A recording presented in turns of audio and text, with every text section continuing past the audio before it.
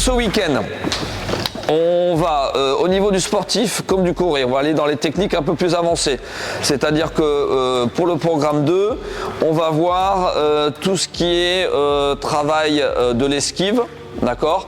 Alors pas de l'esquive simple comme on a tendance à faire, c'est-à-dire juste l'esquive de retraite en fait, de reculer. On va travailler comme on travaille en 360 sur les esquives latérales, en avançant. Voilà, des choses un petit peu plus un peu différentes. Des esquives partielles.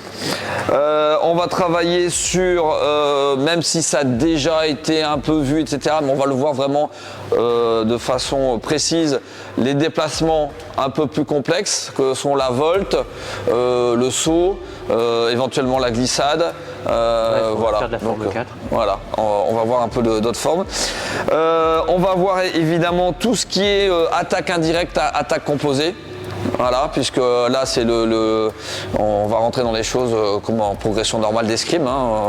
On va sortir des attaques un peu diables, mais déjà plusieurs d'entre vous le faisaient déjà naturellement. Avec la spécificité sabre laser assaut qui fait que la lame ne doit jamais reculer. C'est ça. Ce qui rend les attaques indirectes et composées un petit peu plus compliquées.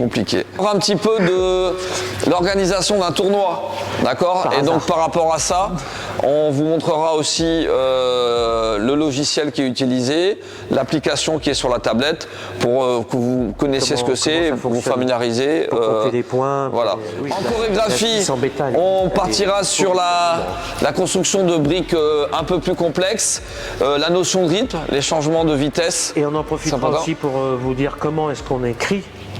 Écrit une chorégraphie. Une chorégraphie, comment est-ce qu'on écrit une normalement, voilà, même si très peu le font parce que c'est un petit peu laborieux. Aujourd'hui, c'est beaucoup filmé. Ouais, donc c'est vrai que c'est tellement plus rapide. Les nouvelles technologies font que souvent maintenant on filme pour savoir ce qu'on a fait, mais quand même savoir l'écrire n'est pas forcément déconnant. On verra un petit peu tout ce qui est mouvement hors arme. C'est-à-dire frappe, coup de pied, coup de poing, chute, roulade éventuellement, voilà, de façon. On verra un peu le switch, donc le switch de partenaire au sein d'une même choré, le switch de sabre, je sais pas si on l'avait vu la dernière fois. Non, aussi comment on envoie un sabre. L'année dernière. La fois d'avant, la première fois peut-être, ouais. Voilà. C'est ça. Voilà. Et si on a le temps, peut-être le combat à 2 contre 1 en Corée. Et voilà. Et en kata, on reverra le 6 zones. On essaiera de voir le kata forme 1.